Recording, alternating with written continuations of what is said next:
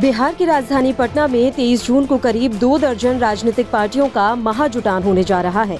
अगले साल होने वाले लोकसभा चुनाव से पहले इस महाजुटान में विपक्षी दल केंद्र की सत्ताधारी बीजेपी को हराने की रणनीति को अमली जामा पहनाएंगे।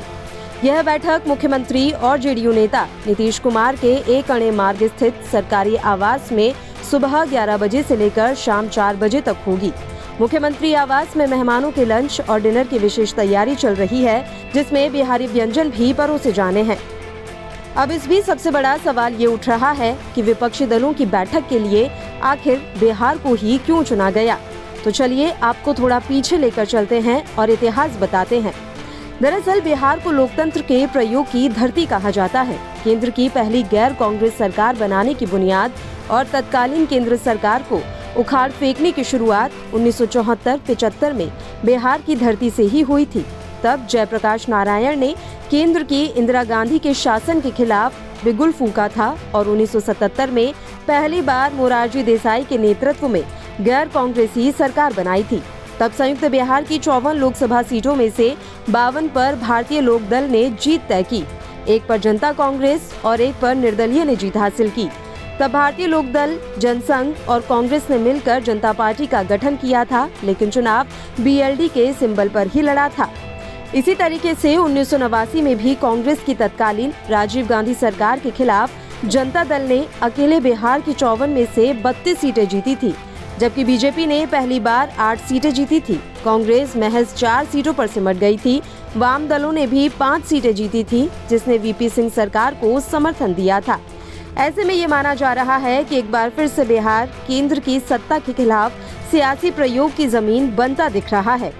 2014 में पीएम पद के उम्मीदवार नरेंद्र मोदी ने वाराणसी को अपना चुनाव क्षेत्र चुनकर पूर्वी राज्यों, खासकर यूपी और बिहार को खास संदेश देने की कोशिश की, जहां से कुल लोकसभा के 120 सांसद चुनकर आते हैं। उसी तर्ज पर विपक्षी गठबंधन वाराणसी से करीब 250 किलोमीटर पूर्व की ऐतिहासिक नगरी पाटलिपुत्र से विपक्षी महाजुटान का संदेश बिहार, झारखंड, यूपी और पश्चिम बंगाल को एक संदेश देना चाह रहा है, जहां से कुल 176 सांसद चुनकर आते हैं।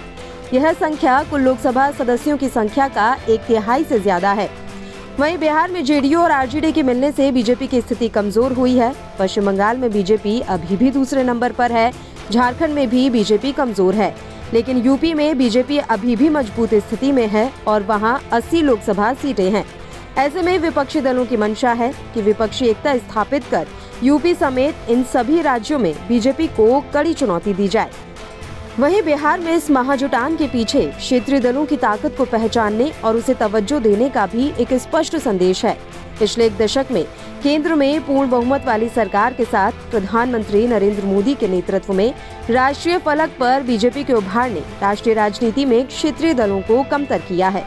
ऐसे में अगर बीजेपी को चुनौती देनी है तो क्षेत्रीय दलों की भूमिका 2024 के आम चुनावों में महत्वपूर्ण हो जाती है। उम्मीद की जा रही है कि लोकसभा चुनावों की लड़ाई में बीजेपी को हराने के लिए उत्तर प्रदेश, बिहार, महाराष्ट्र, झारखंड, आंध्र प्रदेश, तमिलनाडु, दिल्ली, पंजाब और जम्मू कश्मीर में क्षेत्रीय दल अहम भूमिका निभा सकते हैं।